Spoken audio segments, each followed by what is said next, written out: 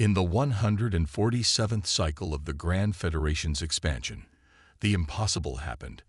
The collective's most advanced sensor array, spanning 3 star systems, detected an anomaly that shouldn't exist. Energy signatures that defied known physics were emanating from a previously ignored spiral arm of the galaxy.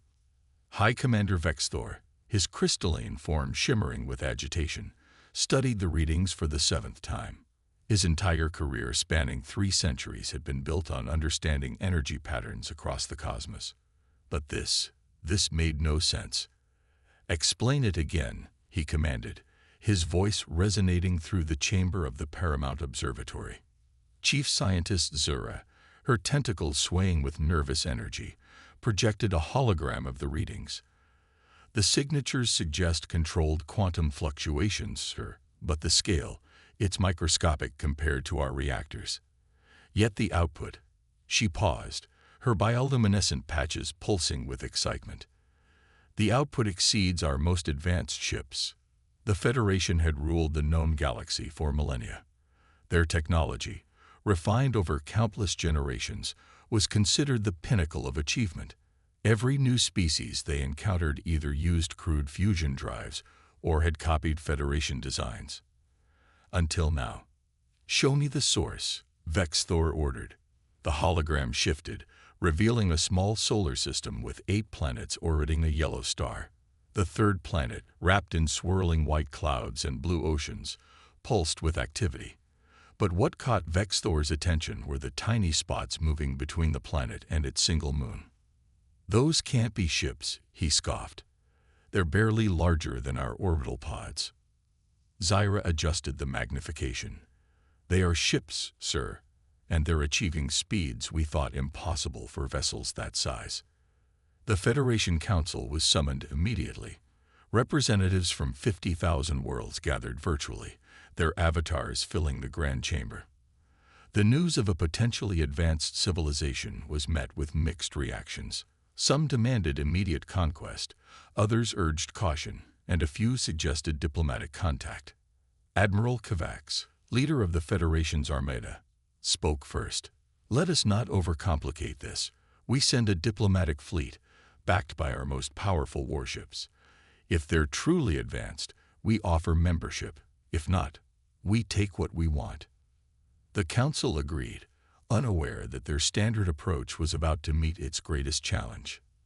3 days later, the Federation's finest ships emerged from hyperspace at the edge of the solar system.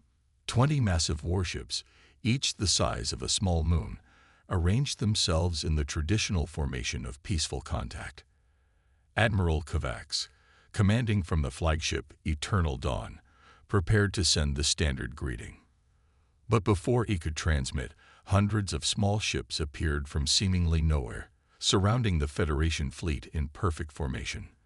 They were tiny, almost comically so, compared to the Federation warships. Yet something about their precision movements sent chills through Kovacs's exoskeleton. "Incoming transmission," his communications officer announced. A figure appeared on the main screen. To Kovacs's surprise, it was a bipedal being, soft-skinned and fragile-looking.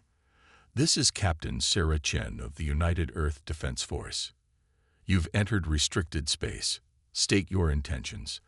Kovacs fought back a laugh. These creatures, barely out of their gravity well, daring to challenge the Federation. Still, protocol demanded courtesy. "I am Admiral Kovacs of the Grand Federation. We come seeking diplomatic contact with your species." "Welcome, Admiral," Chen replied, her expression unreadable. "We've been expecting you.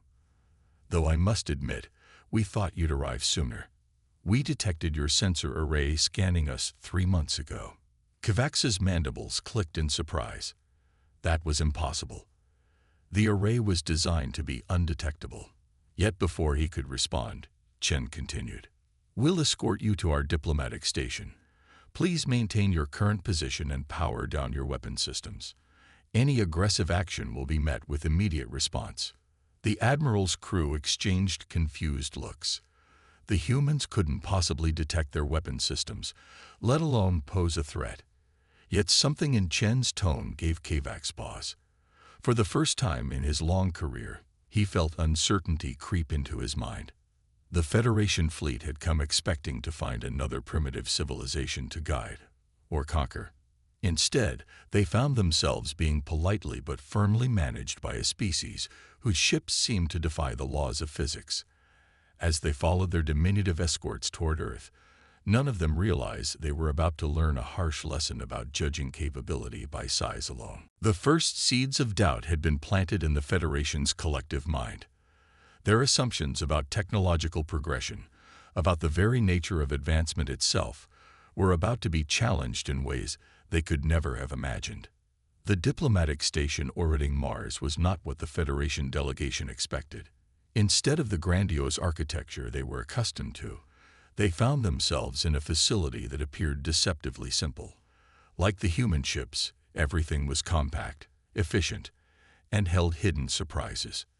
Admiral Kovacs stood before the Federation Council's holographic projection, his crystalline form dulled with concern. There's something wrong here. These humans, they're not following any known pattern of technological development. The council chamber erupted in debate. Test them, growled Councillor Dren, his plasma-based form flickering with agitation. If they want recognition, let them prove their worth through the trials of ascension. The trials had broken countless civilizations before. No emerging race had ever passed them all. It was the Federation's way of maintaining dominance while appearing benevolent. Captain Chen received the Federation's challenge with that same unnerving calm that had begun to irritate Kovacs. The trials of ascension, she smiled. We accept, though we'd like to propose a small modification. Modifications are not permitted, Kovacs stated firmly. The trials are ancient and unchanging.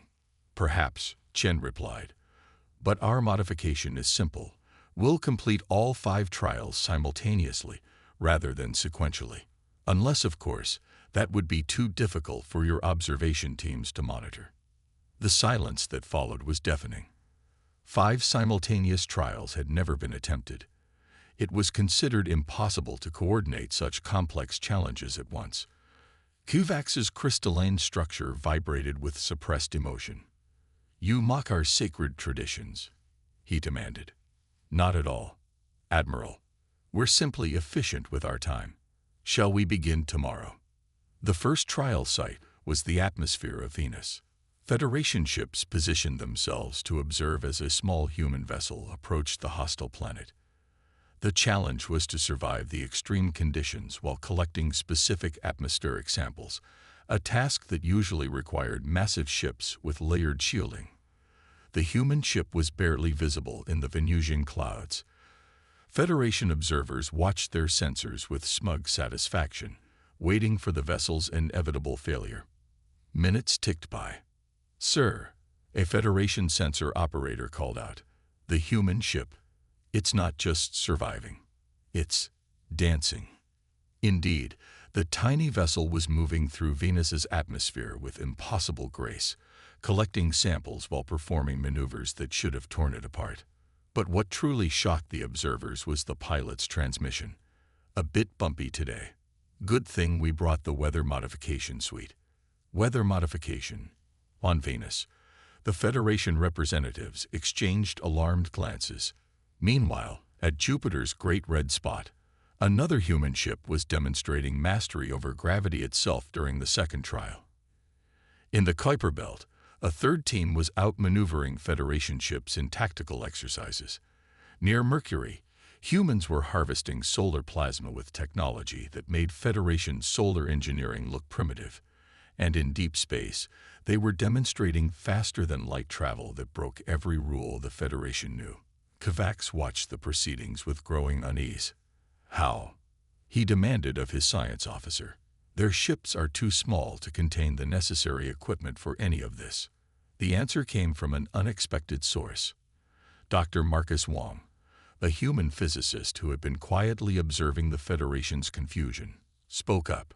Your problem, Admiral, is thinking that bigger means better. We found it more efficient to manipulate the fundamental forces themselves, rather than brute forcing our way through space. Impossible, Kovacs retorted. The energy requirements alone are negligible when you understand how to speak to the quantum fabric of space-time. Wong interrupted. Your ships are impressive, but they're like using a sledgehammer to perform surgery. The Federation Council was watching the trials with growing panic. These humans weren't just passing the tests. They were casually rewriting the rules of what was possible. Their small ships, their efficient designs, their seemingly impossible technology, it all pointed to one terrifying conclusion. Humanity had taken a completely different path of technological evolution, one that the Federation had never even considered. As the day of trials drew to a close, Captain Chen's voice came through on all channels. We trust this demonstrates our capabilities sufficiently. We're eager to move on to more substantive discussions about our place in the galactic community. The Federation representatives huddled in emergency session. Their carefully constructed hierarchy of technological superiority was crumbling. But worse was to come, for in their arrogance, they had missed the signs of a greater threat approaching, one that would soon force them to depend on these very humans they had sought to test. In the darkness between stars, ancient enemies of the Federation stirred, drawn by the energy signatures of the trials. Humanity's demonstration of power had attracted unwanted attention, and the true test of both species was about to begin. The question was no longer whether humans would find their place in the galactic community, but whether the Federation was ready for the changes that humanity would bring to their ordered universe. The warning came not from the Federation's vast sensor networks, but from a human research vessel at the edge of the solar system. The ship, barely larger than a Federation shuttle, detected something that thousands of Federation outposts had missed. Multiple quantum wake signatures approaching, reported Dr. Emma Santos, her voice steady despite the gravity of her discovery. They're using the dark matter currents to mask their approach. Size estimate suggests a Harbinger-class fleet. The Federation representatives on the diplomatic station erupted in panic. The Harbingers were supposed to be extinct, wiped out millennia ago. Their organic technological ships had once threatened to consume entire civilizations. Captain Chen and Admiral Kovacs stood together in the station's command center, watching the sensor data stream in. The Federation's mighty warships were already moving to defensive positions, their enormous bulk casting shadows across the stars. Your ships should retreat to Federation space, Kovacs advised Chen. The Harbinger's biomechanical weapons will tear through your hull materials like. About that, Chen interrupted, pulling up a holographic display. We've been meaning to show you something. Dr. Santos, you're cleared for Protocol Omega. The tiny research vessel that had detected the Harbingers suddenly changed. Its hull seemed to flow like liquid metal, reconfiguring itself before the stunned Federation observers. Where there had been a simple research ship, now floated something else entirely. Adaptive metamaterials, Chen explained to the speechless admiral. Every human ship can reconfigure itself based on mission parameters. We found it more efficient than building specialized vessels. Kovacs's crystalline form vibrated with disbelief. That's impossible. The energy requirements are minimal when you understand how to work with materials at the quantum level. Dr. Santos interjected through the comm. But right now, we have bigger concerns. The Harbingers will reach our position in less than 6 hours. The Federation Council convened an emergency session. Their tactical displays showed the approaching Harbinger fleet. Massive organic ships that consumed everything in their path to fuel their endless expansion. But as the Council debated evacuation plans, the humans were already moving. Their small ships darted through space in complex patterns, laying down what looked like a web of quantum energy fields. What are you doing? Kovacs demanded. Captain Chen's reply was calm but firm. Fighting a battle before it begins. Admiral, we'll need your ships to hold position exactly where they are. They're about to become part of the largest quantum entanglement trap ever attempted. The next few hours demonstrated why humanity's approach to space warfare was revolutionary. While the Federation built bigger ships with more powerful weapons, humans had developed ways to manipulate the fabric of space itself. As the Harbinger fleet emerged from dark matter space, they found themselves caught in an intricate web of quantum fields. The energy web, anchored by the massive Federation ships and powered by hundreds of smaller human vessels, created a cascade of spatial distortions. Their organic technology relies on quantum coherence, Dr. Santos explained as the Harbinger ships began to writhe in space. We're not trying to destroy them. We're disrupting their ability to maintain their form. The Federation watched in awe as the dreaded Harbinger fleet began to break apart, their biomechanical ships unable to maintain cohesion under the quantum assault. Not a single traditional weapon had been fired. But the battle wasn't over. A dozen Harbinger ships managed to break through the quantum web, their organic hulls adapting to the disruption.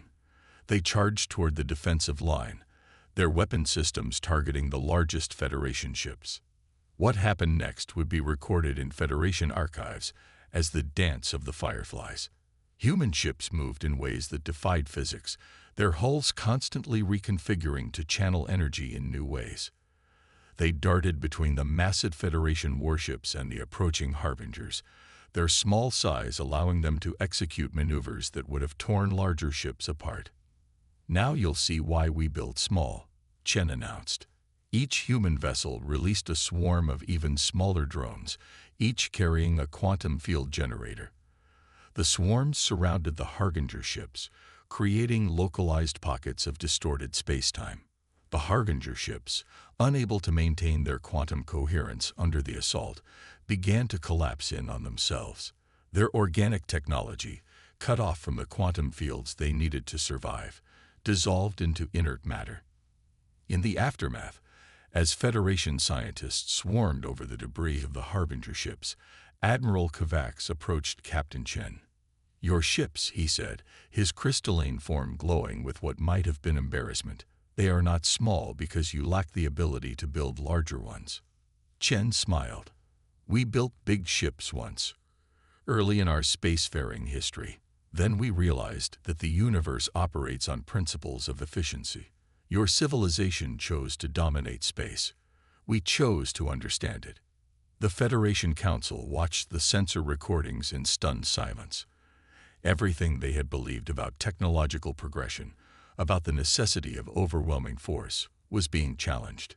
The humans hadn't just survived the Harbinger attack. They had turned the laws of physics themselves into a weapon. But even as the Federation grappled with these revelations, the captured Harbinger technology was revealing something far more disturbing. This hadn't been an isolated attack. It was a scouting force for something far larger approaching from the galactic core. Humanity had proved itself, but the real test was yet to come. The next wave would require both humanity's understanding of quantum mechanics and the Federation's raw industrial might to face what was coming. As the dust settled, Dr. Santos' research vessel detected new quantum wake signatures, larger than anything they'd seen before. The true invasion was about to begin. The galactic core pulsed with unnatural energy. Dr. Santos' quantum sensors, now integrated into the Federation's defense network, painted a terrifying picture. Thousands of Harbinger vessels were emerging from dark matter space, their organic hulls twisted into impossible shapes. In the Mars Diplomatic Station's war room, human and Federation leaders stood together before a holographic display of the approaching armada. The Federation Council's avatars flickered with anxiety as the numbers became clear. "Their biomass has increased exponentially," Dr. Santos reported, her hologram highlighting clusters of Harbinger ships. "They're not just consuming matter anymore. They're converting dark matter itself into mass." Admiral Kovacs' crystalline form pulsed with deep blues of concern. "Even with our combined fleets, we cannot match these numbers. The Federation has never faced a threat of this magnitude." Captain Chen studied the tactical display, her expression thoughtful. "Perhaps we don't need to match their numbers." She turned to Dr. Marcus Wong, who had been quietly working with Federation scientists. "Doctor, what's the status of Project Nexus?" Wong's eyes gleamed. "We've successfully mapped the quantum signature of the Federation's drive systems. If they're willing to trust us, we can proceed." All eyes turned to the Federation Council. What the humans were proposing was unprecedented. A complete integration of human quantum manipulation technology with the Federation's massive energy reactors. High Counselor Zix, her energy form crackling with uncertainty, spoke for the Council. The modification of our ships with human technology would take months we don't have. Not exactly, Chen smiled. Remember our adaptive metamaterials. We don't need to modify your ships physically. We just need to teach them a new way of dancing. The next 48 hours demonstrated why humanity's greatest strength wasn't their technology, but their ability to think beyond conventional limitations. Human engineers worked alongside Federation technicians, using their quantum adaptive materials to create interfaces between the two civilizations' technologies. The Federation's mighty dreadnoughts were fitted with human quantum field generators, while human ships were modified to channel the enormous energy output of Federation reactors. But the real innovation came from an unexpected source. Dr. Santos, working with a team of Federation physicists, made a breakthrough. The Harbingers aren't just using dark matter for mass conversion, she announced. They're using it for communication. Their entire fleet operates as a quantum-entangled superorganism, which means, Wong added, excitement clear in his voice, they're vulnerable to synchronized quantum disruption on a massive scale. The combined fleet assembled in high orbit around Jupiter, using the gas giant's magnetosphere to mask their preparations. Federation dreadnoughts formed a massive sphere, their hulls now shimmering with human quantum field generators. Swarms of human ships darted between them, weaving a complex web of quantum entanglement fields. When the Harbinger fleet arrived at the edge of the solar system, they found something unprecedented, a perfect fusion of human ingenuity and Federation power. The battle began with a maneuver that would later be called the Quantum Cascade. Human ships, channeling power from Federation reactors, created a series of nested quantum fields throughout the solar system. As the Harbinger fleet advanced, they found their dark matter communications network disrupted by precisely calibrated quantum interference. But the Harbingers were adaptable. Their organic ships began to evolve in real time, developing countermeasures to the quantum disruption. That's when the second phase of the Human Federation strategy was revealed. Now, Chen commanded, initiate Protocol Prometheus. The Federation dreadnoughts, their massive reactors synchronized through human quantum technology, released a controlled burst of energy that would have been impossible before. The energy wasn't directed at the Harbinger ships. Instead, it was fed into the quantum fields created by the human vessels. The result was spectacular. The quantum fields collapsed in a precisely orchestrated sequence, creating a cascade of spatial distortions that rippled through space. The Harbinger fleet, their ships dependent on stable quantum states for both communication and cohesion, began to break apart. But victory came at a cost. Several Federation ships, overwhelmed by the energy requirements of the quantum cascade, suffered catastrophic reactor failures. Human vessels darted in and out of the chaos, rescuing Federation crews from their dying ships. The remaining Harbinger vessels, cut off from their quantum network and unable to maintain their coherence, were methodically dismantled by conventional Federation weapons. A few attempted to escape into dark matter space, only to find their retreat routes blocked by human quantum field generators. As the last Harbinger ship dissolved into inert matter, a profound silence fell over the combined fleet. The Federation Council, watching through their quantum-enhanced sensors, faced an uncomfortable truth. Their civilization's long-held beliefs about technological superiority had been irrevocably shattered. But more importantly, they had witnessed something unprecedented. Two radically different approaches to science and warfare, working in perfect harmony to achieve what neither could have done alone. As debris from the battle drifted through space, Captain Chen and Admiral Kovacs stood together on the observation deck of the Mars station. The quantum sensors were detecting no more Harbinger signatures, but something else was emerging, a new understanding between their civilizations.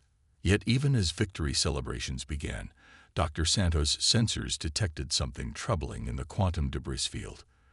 The Harbingers had left behind more than just wreckage. They had left a mystery that would force humanity and the Federation to work together in ways neither had imagined. The real challenges, it seemed, were just beginning. 3 months after the Battle of Seoul, the Federation's Grand Assembly Hall hosted an unprecedented gathering. Representatives from 50,000 worlds watched as humans were formally welcomed into the galactic community, not as junior members, but as full partners in a transformed federation. The massive chamber, usually arranged in strict hierarchical tiers, had been redesigned. The traditional crystalline platforms now floated in an interwoven pattern suggested by human engineers, linked by quantum entanglement fields that allowed instant communication between all members. Dr. Emma Santos stood before the assembled representatives, her hologram projected across thousands of worlds. The quantum debris field left by the Harbinger fleet had revealed something that changed everything. The Harbingers weren't just an invasion force, she explained, manipulating a complex holographic display. They were refugees, fleeing something far worse. Their organic technology was designed to consume and convert matter because they were trying to build a barrier, a quantum firewall across the galaxy. Admiral Kovacs, his crystalline form now permanently modified with human quantum interfaces, moved forward. What could be so terrible that it would drive a civilization to such extremes? The answer came from the combined research of human and Federation scientists. The Harbingers had detected a fundamental flaw in the universe itself, regions of space where the quantum fabric was unraveling, creating voids that consumed everything they touched. The good news, Dr. Wong interjected, is that our combined technology might offer a solution.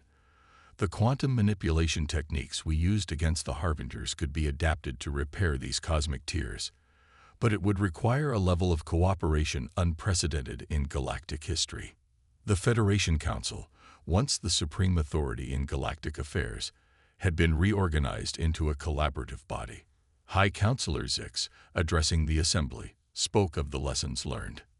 For millennia, we believed that progress followed a single path. We judged other civilizations by their adherence to our standards. The humans showed us that true advancement comes not from domination, but from understanding.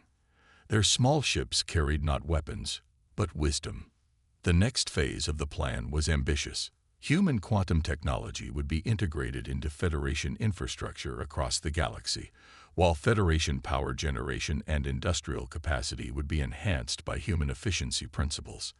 Together, they would build a network of quantum stabilization fields to protect the galaxy.